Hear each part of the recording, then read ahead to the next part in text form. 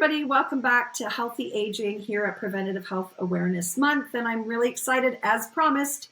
We told you that Karen Brown from Reno Studio would be back. Earlier today, we talked all about mindset and making your own decisions when it comes to healthy aging, having family conversations about what do you want out of your aging process and how can the family work together respectfully, with dignity, so that you can make choices and decisions on your terms, not so someone else makes the decisions for you. And that's why communication is key. So Karen promised she would come back, and she's a woman of her word. And so here she is. Karen, welcome back. Thank you very much. Good to be back. And again, thank you for having me.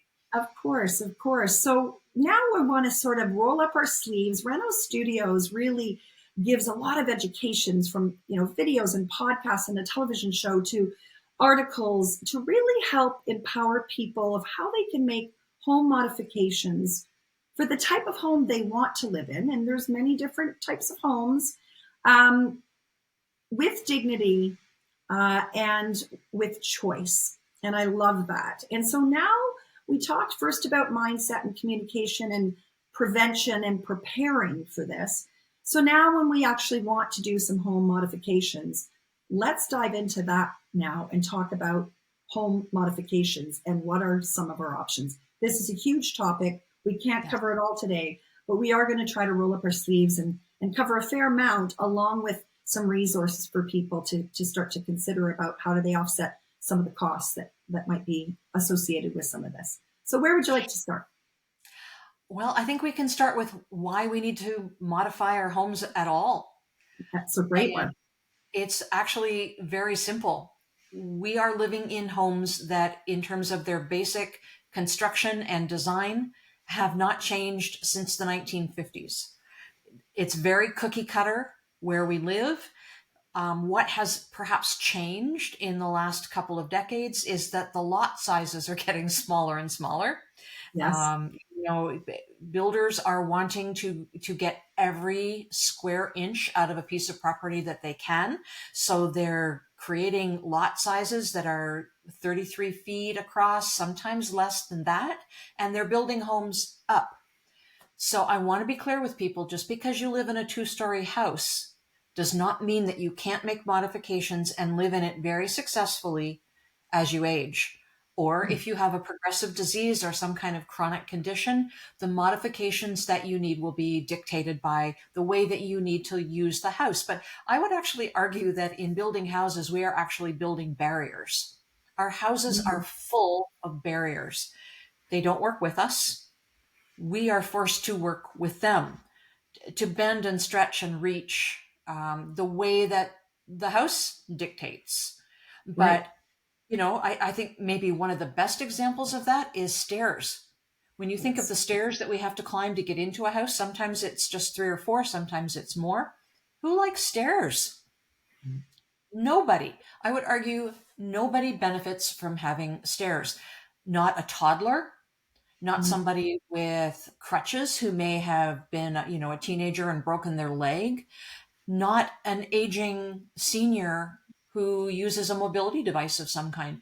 There is literally nobody who benefits from stairs, except perhaps the builder. Right. So why do we even have stairs to begin with? Well, at some point long ago, builders figured out that if they were able to raise houses up and put a whole basement underneath, that was the entire square footage of the main floor, they could sell that house for more, and it really didn't cost them that much more. But they had to lift it up high enough to be able to put windows to allow light in the basement. Right. That meant needing stairs to get up to the porch. Right. So there's that. There are also some building methods. I'm not sure how interested people would be about, having joists buried in concrete versus sitting on top, or about sewer inverts, but they all play into how a piece of property is crafted to allow for a barrier-free entry. It is possible. So there's that. The 3 biggest problems that people have with houses are entry and exit, vertical access within the house, so 2 stories, Yeah. and bathrooms. Yes. Those are the things. So, in an absolutely perfect world, architects and designers and engineers would be taught how to make these things in an accessible fashion so that at least there was an option. The Right. reality is they are not taught any of this. If they want to learn this, they have to take other courses after they've graduated, or they have to learn from somebody who already knows how to do this. There are builders and contractors out there who know how to build barrier-free entry and barrier-free houses. I've worked with Mhm. some great ones, and they are constantly teaching because people are coming to them saying, I'm getting asked how to do this and I don't know how to do this. Well, there are people out there who are willing to learn, but the vast majority, they just don't learn it in school. So Right. it becomes really different um, in terms of the way that they have to think about how they're building. I certainly often hear when I'm talking to a builder and saying, why don't you do ABC? Right. They say, well, if people wanted that, they would tell us that. And then we would start building that way because we go on consumer demand. Here's the reality of that situation. Homeowners, renters, they don't know what to ask for. They don't Right. know what the possibilities are. They don't know what the options are. So they don't know what to ask for. And oftentimes, if they're talking to a contractor about doing something that would make their house more accessible, more friendly to them, Yes. the builder will say that they don't know how to do that. Or oftentimes they'll say, well, that's not code. Right. We can't do that because it's not code. A barrier-free entry is not code. Sure as heck it is. They can do it. They don't know how to do it. And that's what they're telling you when they say it's a code violation. They don't know how to do it. So you or need to. or it costs more. Because when I say costs more, it's because it costs also if they have to learn and you have to adjust. If they've always done something, it's just like anything in life. We've always done something a certain way, and you've got to veer and make changes. That there are costs, different types of costs. Some tangible, some costs in terms of our mindset to actually do that. And it's not until we advocate for ourselves and start to together collectively have these conversations so that there'll be the desire because people are asking for it because they know what to ask, and then we'll see changes. And that's what I love about the work you're doing. It's really important, especially with the aging population. There are more Canadians over the age of 65 than there are 14-year-olds in our country now. That's And that right. speaks volumes, and all of those people are aging. So what are we going to do? Sorry, I had to put that in because it's not only just about that, it costs them money and energy and time to think about a new way of doing something, which is can be a challenge. Absolutely true. And if you have anybody listening who is a contractor, who is married to a contractor, has a son or a grandson or a daughter, granddaughter, grandson who is a contractor, tell them there's a huge market in Man, learning how to yes. build accessibly, because I work in different areas across the province and I do have challenges finding people who know how to do what I'm asking them to do. So I often educate people on the site as they're doing it. Do this, do this, do this. And it's really foreign to them. So, and as I was telling you in the last podcast, I'm currently working on a project in California Right. because there isn't anybody there who knows how to do this. It seems odd in an entire state that there wouldn't be anybody that they Mhm. could find who knew how to do it. But I am friends with the daughter of this couple, and I'm working on this project remotely. Let me be fair to the builders for just a second, or the Of course. developers, I suppose. If a developer is developing an entire piece of property and they're building 200, 300, 500 homes on this piece of property, would it cost more to do one or two houses that are fully accessible? Yes, it would. Of course. Of course. 100%. But after they figure it out and get by that and they build several like that, there is no increase in cost. Mhm. Mhm. So the learning how to do it and making sure that the sewer inverts are deep enough to allow that, or that the land is built up in a certain section of the development to allow a barrier-free entry, is something that will, you can build X number of houses on that. The cost levels out. Right. So builders out there, don't come at me, because this is the reality of it. You have to build more than one or two, and you will sell them. Yeah. And people who are looking for them will not notice the difference, whether there are steps or not steps. They often don't. In fact, I have a friend who had some new furniture being delivered to their home. And the furniture delivery guys were, one's walking backwards and one's walking forward. And the guy walking backwards kept feeling for the step, but there was no step anywhere. And he couldn't believe it. It made their job so much easier. So you can add furniture delivery people. Yes, and with less potential injury, and even for younger people moving in and out of houses, like stairs, even stairs, just from a perspective of injuries and healthy people falling down the stairs. I can't tell you the number of times in my career there's some catastrophic injuries as a result of falling downstairs. So yes, that's very interesting when we talk about really challenging the way we think and the way we build and the way and our mindset around it. It's really interesting. What about the other, places, the heart of the home, like the kitchen, or of course the bathrooms that can often be real challenges in our homes from safety perspective? I just want to go back. You mentioned catastrophic injuries. As it happens, most of the calls I get are from people who have loved ones who are in rehab because there's been a car crash or they've Yep, fallen downstairs. yep, Something has happened, and they're not allowed to go back to their house until they can get into and out of that house independently and safely, and until they can use the bathroom to clean and toilet themselves independently. If they can't do those things, into the home. yep. That is the reality of it. And so we often end up having to do very rushed, last minute things like putting a ramp in place and renovating a bathroom, a cost that nobody expected to have to deal with. And Right, it will look far more like a facility than they had ever imagined. right. So, if people would only start thinking about the reality of their aging process, or the progression of their disease when they are younger and Yes, undertaking some of these renovations, they would thank themselves many times over if that ever happened. So what I mean by thinking about this is, if you're 40 years old or 50 years old and you've lived in a home for 20 years and you want to update the bathroom or update the kitchen, think about how that room might be used by your 80-year-old self, yes. It's right? it's Just so timely, this conversation. Here I am, 56. We have a century-old home. It's been where we've raised our children. We love it. We love the community. And it's always that, but do we need, we're empty nesters. Our daughter's still at school, but right. they're on their way. Our son's on his way. And so do we need to stay in this home? And we love it.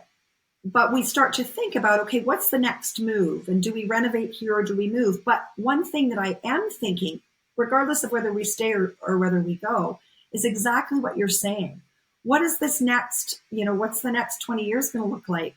And how can I be looking through the lens of prevention so that I can enjoy the home I'm living in for years to Yep. come without a lot of the less stress financially or physically, and aesthetically too? Because when you do it from the outset, or if you're doing a renovation from the outside and you have that lens in mind, it doesn't have to look like something that you don't want it to look like, because you can make it in place. So I think it's really important, and that's once again what preventative health is about.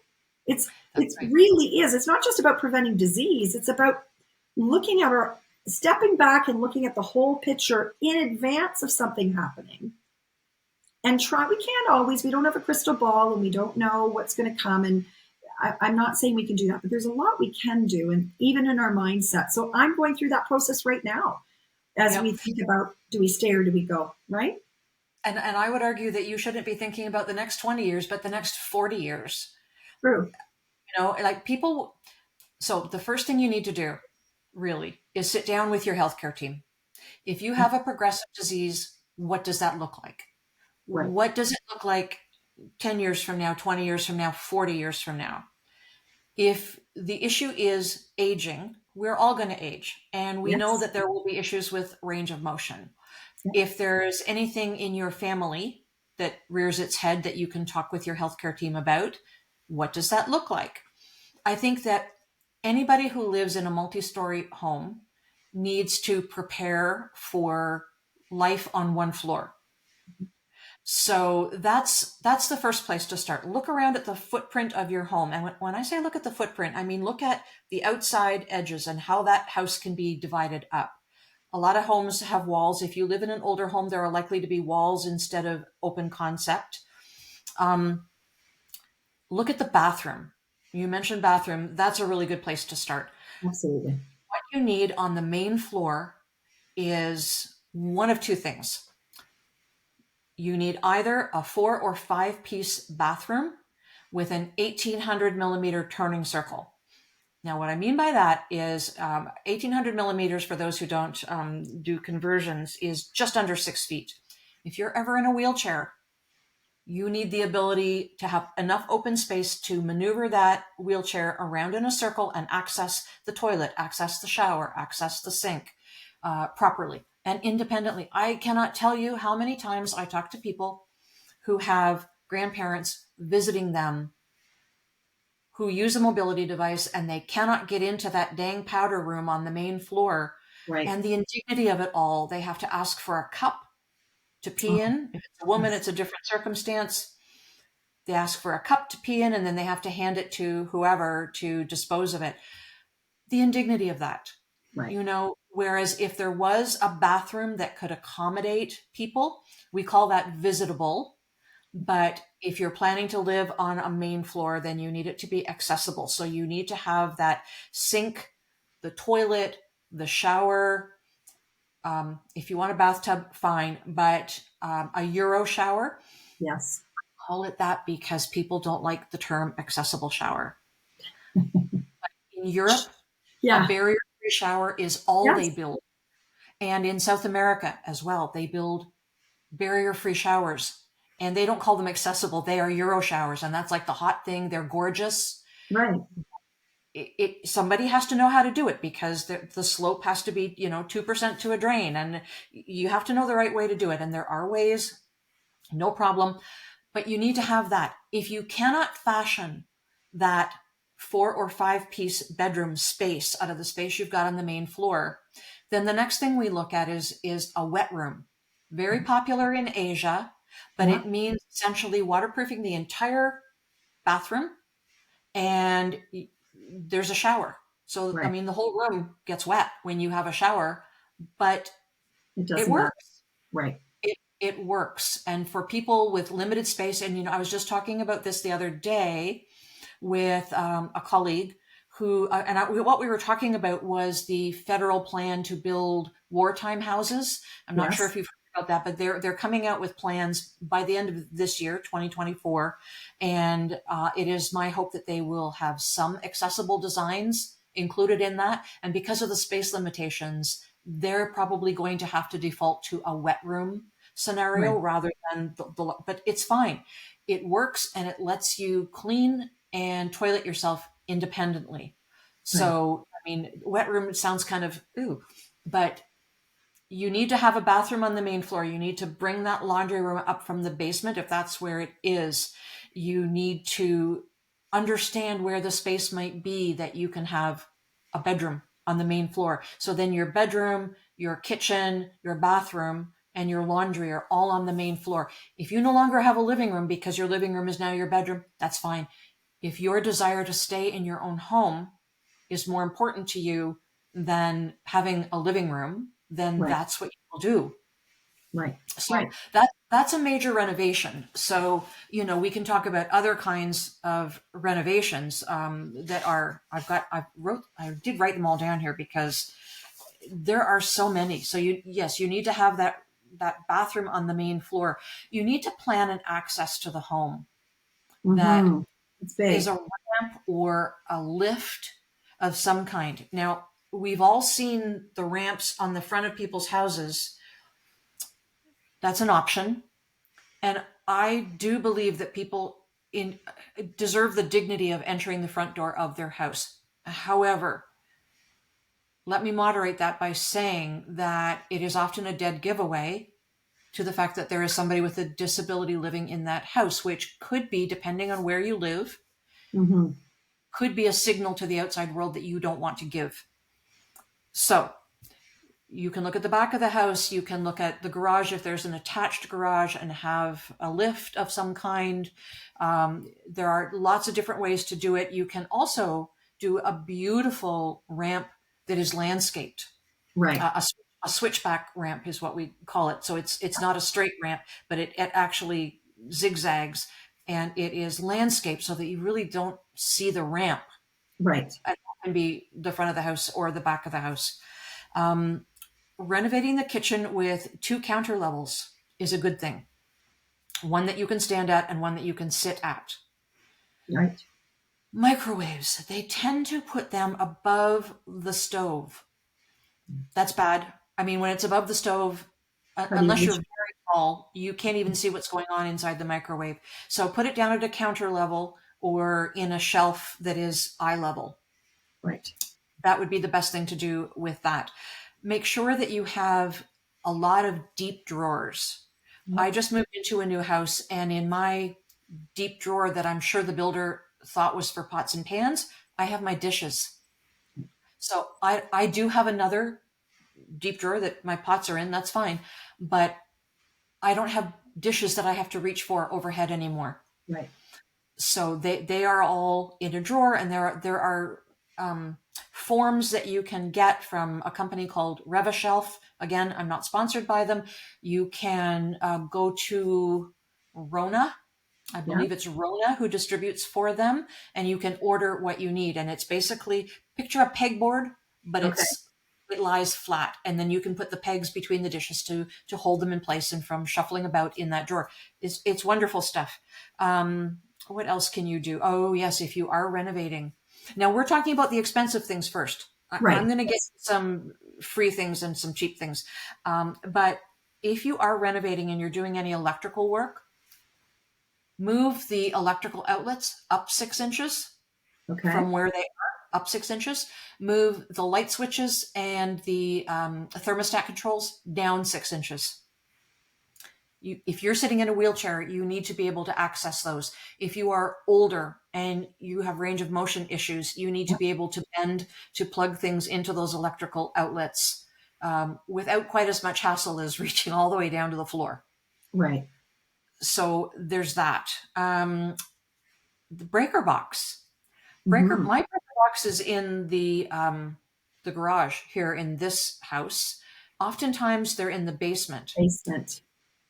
Basement, yeah. Yeah. Bring it upstairs and put it horizontally. Now, your electrician may say, no, that's not code. Code defines where the bottom edge of the breaker box needs to be. Okay. Doesn't say you can't put it on its side. Okay. Okay. So putting it at the minimum required level by code, and then on its side, if you're in a wheelchair, that will allow you access to all the breaker switches. And if you are somebody who lives alone, or if you will be alone when something might happen, you can still access that and not sit in the dark in fear. Or, if it's just one breaker that's popped, you can go in and take care of it yourself independently. Right. And exactly. And also, we have to think about the visual changes. We just had Your Eyes Are a Window to Your Health Day with FAM, and a good friend, Dr. Carolyn Teskey, as our eyes are big. And we talk about falls and fracture prevention. Eyesight is a big one. But even when you're thinking about, the breaker panel, if it's at a level you can see it and you're not going downstairs, the depth perception and all the different things, you're just preventing, once again, something potential from happening. It just makes life a little bit easier, more independence. These are great tips that often people don't think about. So, Karen, that's awesome. They don't think about them, and you may get some pushback from your contractor, but be strong, be tough, say, no, that's where I want it. A colleague once told me that electrical outlets are where they are because back in the day, the electrician would come along with the hammer and put the hammer upright, and that's where the electrical outlet would go. So they were all at the same place throughout a whole house. Get them up 6 inches and you won't have to bend down quite as far. Right. So yeah, if you do get pushback, and there's nothing about code there. Code says how far apart they have to be. Code doesn't say where your switches need to be or your outlets need to be. It's fine. Yeah. Yeah. Pushback. Yeah. Advocate. So, advocate for yourself 100% of the time. Now, we wanted to talk about how the costs for some of these things can be covered, because renovation on that scale, if you're talking about a kitchen or a bathroom, not cheap. No. So number one, plan for it. As we were saying, if you're in your 40s or 50s, do this ahead of time. And even though it might not feel right to you now, when you're 80, you're going to thank yourself for having done it. So think about that and do it. If you are already somebody who is up against the wall and needing to do these kinds of renovations, there is a program called Ontario Renovates. Now, it is for people who have lower incomes. All of this is on the internet, so you can Google it and see what the income thresholds are. Yeah. But Ontario Renovates is a program that gives forgivable loans up to $10,000 and a grant up to $5,000. Good. So that helps. Everything helps. That absolutely helps. It is federal money that is given to the province, and the province hands it out to larger municipalities and counties. So if you live in a smaller town, your county will likely administer that. And when that year's money is gone, it's gone. You have to wait till the next year's allocation is delivered to them. If you live in a larger place like Toronto, the City of Toronto administers their own Ontario Renovates grant and loan programs. There is also a tax credit. There's a home renovation tax credit. Right. So it's not cash in your pocket, but it is a tax credit. So there's that. Yeah. There is also something that I know all kinds of people have heard of called a reverse mortgage. Yeah. Do your homework on it and don't just get a reverse mortgage from anywhere. No. They, I think, used to be a little bit on the sketchy side when they first came about, but there are some very, very reputable companies out there that do reverse mortgages right now. And that just looks at taking the equity in your home and using it for what you need. So if you have a home that's worth, I don't know, $400,000, and you have paid off your mortgage or you have paid down your mortgage, then you have that remaining equity to work with. And the reverse mortgage will give you the money that you need to renovate your home and make it easier for you to live in, or in some cases, possible for you to remain in independently and safely. It is money that when the home is sold must be paid back. But until it's paid back, you don't have to pay a dime. You just get the money, and that's that. So do check into them. Yeah. And speak to your financial advisor so that everybody is, making wise, informed decisions from a financial health perspective as well.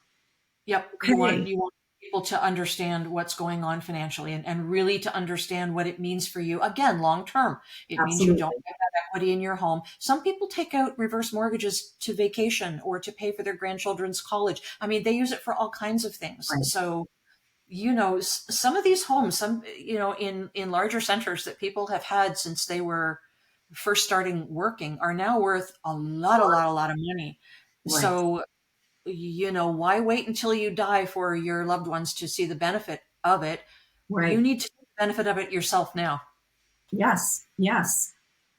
Okay. Yeah. Boy, you're giving us a lot to think about and so much more. And for those of you that are watching now or on repeat, Karen is here and accessible for questions. She's got The Oldish, which is a newsletter and blog, which I love. And that is something that we'll put in the show notes. And that is something that you can get information from. And of course, reach out to Karen if you've got questions. Was there anything more you wanted to add, Karen, just about the whole modifications? Because I know we could go on for days about it, but I wanted to really just get people to meet you and trust you and see you as a trusted resource. So if they have questions, because I know that's your passion, they can reach out.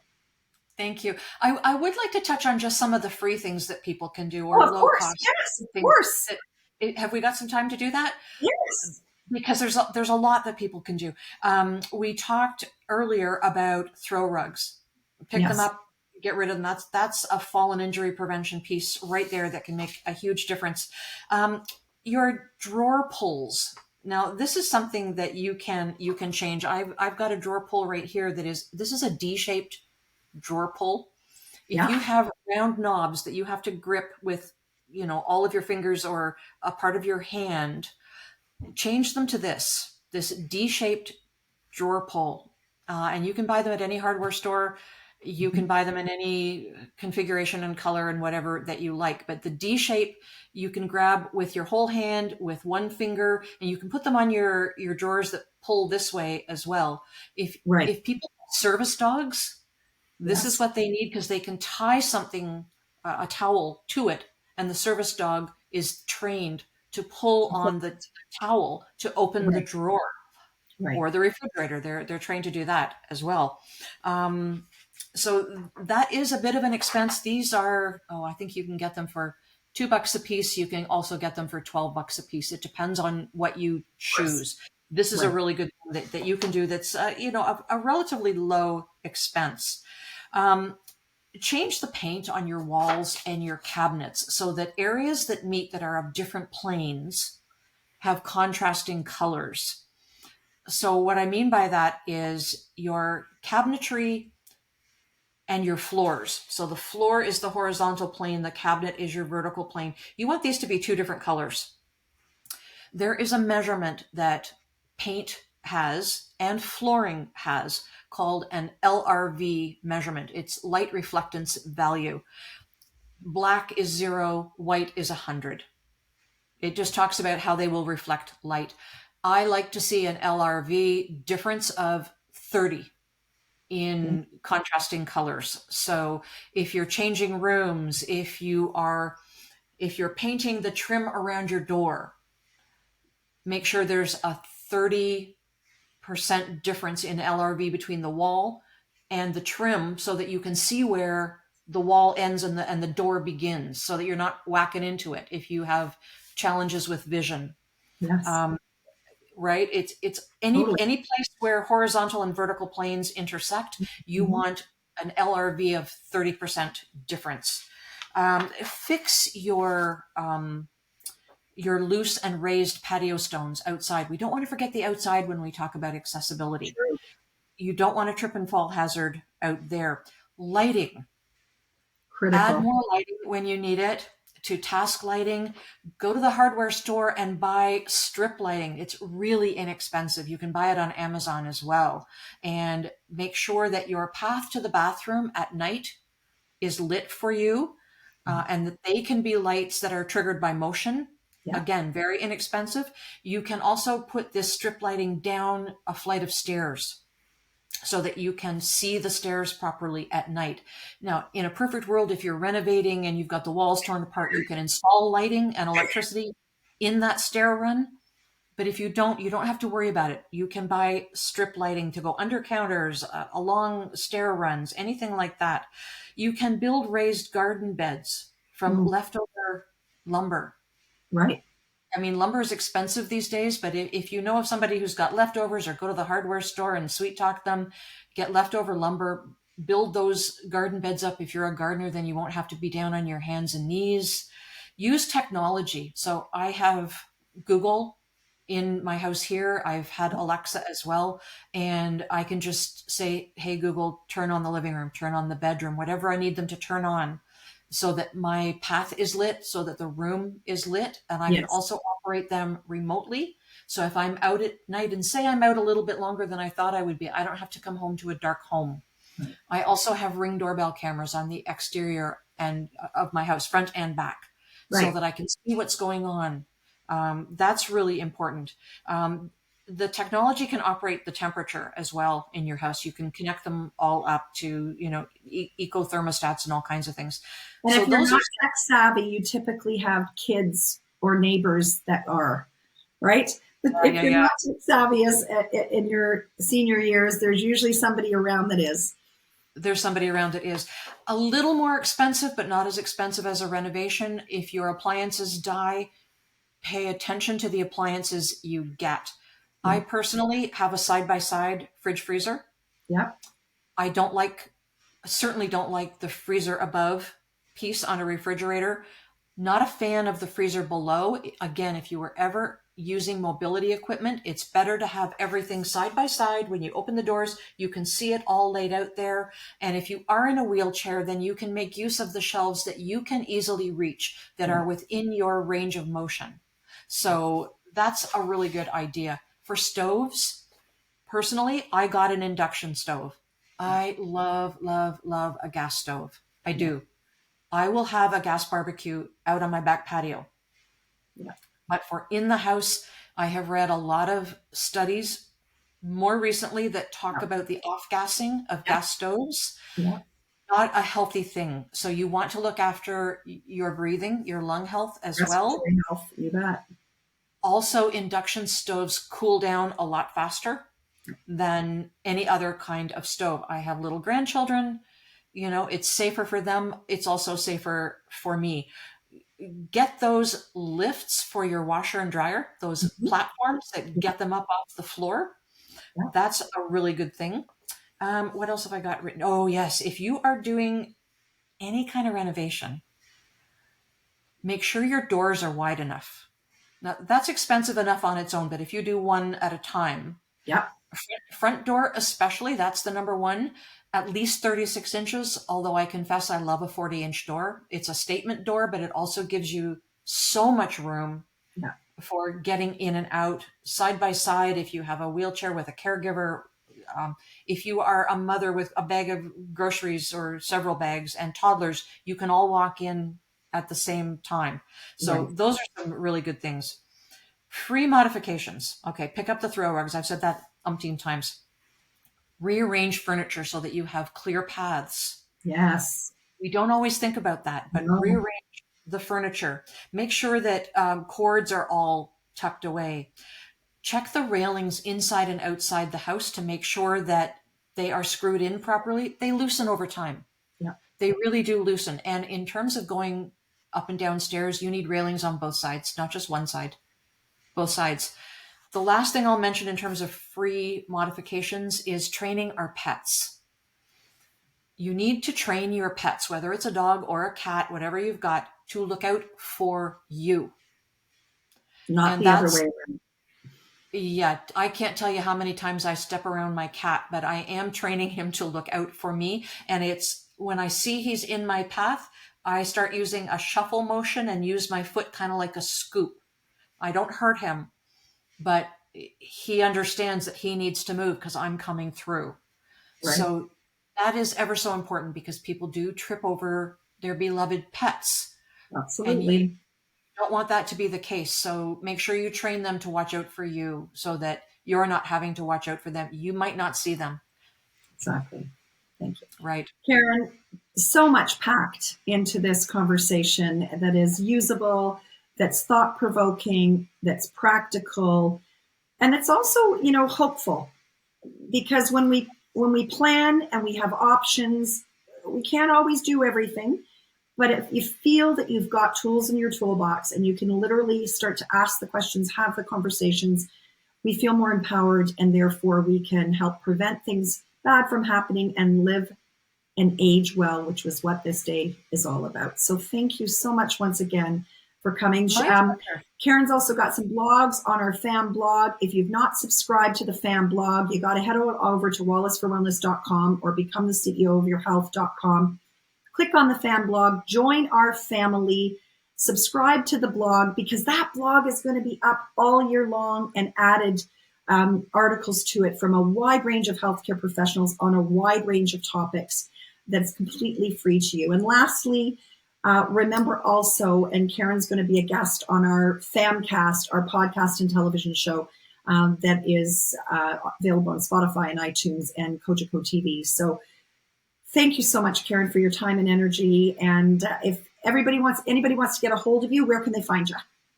Hello at renostudios.com. And your website? renostudios.com. And from That there, easy.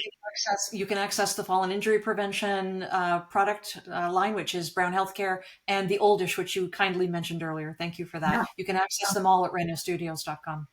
Fantastic. All right, everyone. I am passionate about encouraging you to live well at every age and stage of life. And I got to tell you, these senior years have a real soft spot in my heart. And it's conversations like this that will change the future. So let's have these intergenerational conversations so we can all live well together. And stay tuned because more great stuff here on FAM. What a time it has been. If you liked what you heard here, please share it with others. And thanks for joining us. We'll see you all soon.